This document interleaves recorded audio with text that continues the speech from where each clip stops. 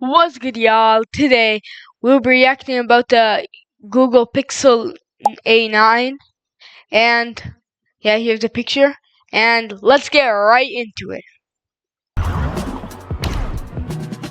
The leaks are true. I feel like I could start every Pixel video this way because they're always true. But I just got some hands-on time with Google's new budget phone, the Pixel 9a, and right off the bat, there are a few things that I'm really happy about. First of all, and most importantly, the price stays the same at $499. So in a world where we have questions about inflation and tariffs and a whole bunch of other variables, this phone is the same price that the Pixel 8a was. Nice. And then design-wise, okay, I have mixed thoughts about this. So on one hand, it's pretty boring, and I just really don't find any of it that great. Like, I feel like I just got done praising the Pixel series last year for stepping up their hardware game with really locking in their identity as the phone with the visor. Like, you look at a Pixel, it's recognizable. No other phone looks quite like it. And then this comes out. Like, where did the identity go? But on the other hand, you'll notice something. There is no camera bump on the bump or a small set of rings. No, there's no camera bump, nothing.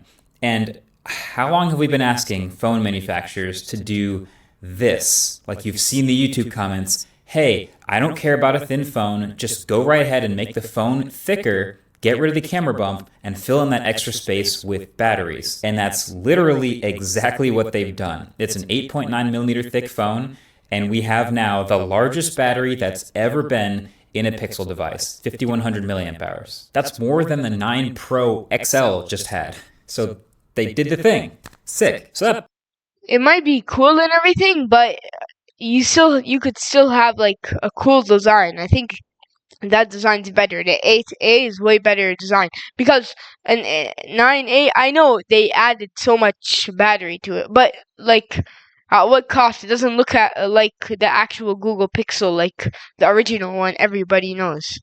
by itself has essentially become the main value proposition to this new Pixel. It's the cheaper one with all the... Oh yeah, guys, I forgot to tell you.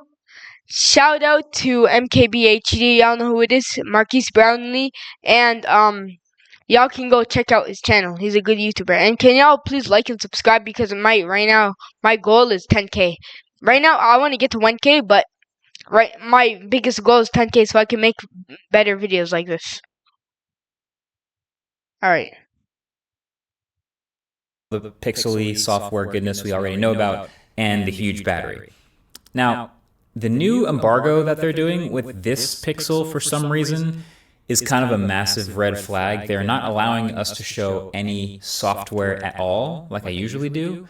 So that's why this whole video is just home screens. But I did get to spend some time with this phone and using it off camera, and I can tell you pretty much everything else about it is exactly as you'd expect. It is powered by the same Tensor G4 chip as the flagship Pixel 9s, with 8 gigs of RAM and 128 gigs of starting storage, and it's also basically the same size as the Pixel 9. So that's a 6.3-inch display with the hole punch at the top and the fingerprint reader under the glass. And it honestly feels very close to a flagship in terms of build. It has flat aluminum rails. The back is plastic instead of glass, so you may notice that if you're the rare breed of person that doesn't have a case on their phone. But also people argue for that all the time in terms of shatter resistance. And this phone is also now fully IP68 dust and water resistant now.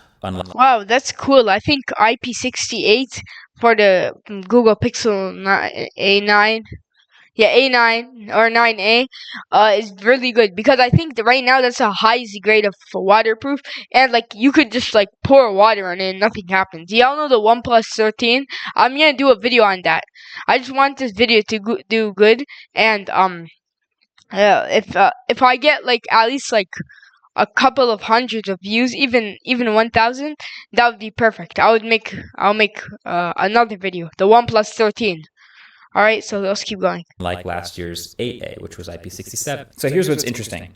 Last year, the Pixel 8A came out at the same price, right around the time that the Pixel 8 was all the way down to like 550 bucks in price. And it made too many sacrifices, felt a bit off of a flagship phone. So it was kind of in this awkward place where it was not a very good deal, and the Pixel 8 right above it was a really good deal. This year, though, I feel like there's been a massive push actually in both directions. So the 9A is much closer to a flagship. It makes less of those sacrifices, and it's the same price, so it's a better deal. And the Pixel 9 is actually, it was more pricey. It was $799 at launch, and so now it's down to like $649 at best, so it's not as good of a deal. So there's enough separation now between the two where I'm not just telling you to go buy the flagship. The 9A actually represents a good bang for the buck. It seems to be almost the same display as the Pixel 9, same 120 Hz max refresh rate, which, yes, is still off by default at 60, but also same brightness, same resolution, just a slightly... Wait, y'all, what do you think? What do you think's the best software? Do you guys think it's the CMF, or do you guys the Nothing brand, or do you guys think it's the Google brand for phones, or do you guys think it's the iPhone, or do you guys think it's the Samsung? Tell me if I didn't miss any brands. I know Xiaomi, yeah, it's Xiaomi too. But yeah, comment down below. Worse contrast ratio, and it's Gorilla Glass 3 instead of Victus 2, Gorilla Glass and it 3 isn't is missing good. any of the software features that make a Pixel, so they might have gotten rid of some of the hardware stuff, but software-wise, all that stuff is still there. Gemini is everywhere, Magic Eraser, Photo Unblur, call screening, like the stuff that I really miss when I switch to another phone that's not a Pixel, it's all still in the A series, and then still 7 years of software updates and the Pixel drops and all that stuff. It still has basic Qi wireless charging, and it's going to charge that big battery slower than the flagship, sure. But then also, with these dual cameras on the back, it's a 48 megapixel main camera plus a 13 megapixel ultra wide, and it still has night sight. So if I just take the things that I think people who are buying these types of phones care the most about, you can think of the Pixel 9a basically as like a Pixel 9 minus some camera chops plus a way bigger battery. And that's a sacrifice I think a lot of people are totally cool with, and it's way cheaper. So in general, like, are people really going to notice the plastic on the back versus glass? Or are they going to notice the slightly slower charging when the battery's bigger? I don't really think they would notice it because I don't think it's a big difference. Even though it might die faster, the Google Pixel 8A. Even if it's gonna die faster, it's not big of a deal because, like, who's gonna use your phone all the time? Usually they just use it for calling and all that stuff. But at what cost will you take off your whole rebranding? Like, you rebranded it almost.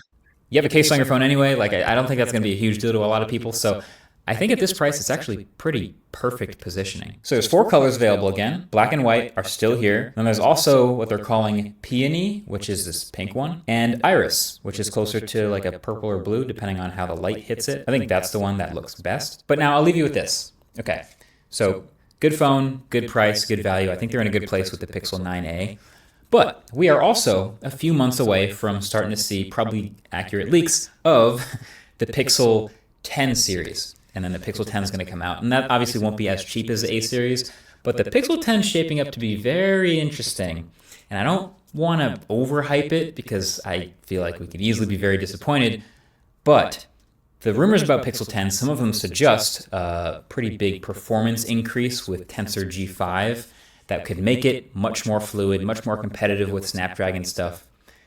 And that's really interesting. So if you're specifically a person like me who's, maybe trying to maximize performance per dollar and who really cares about that type of thing, it might be worth waiting for a potentially awesome Pixel 10.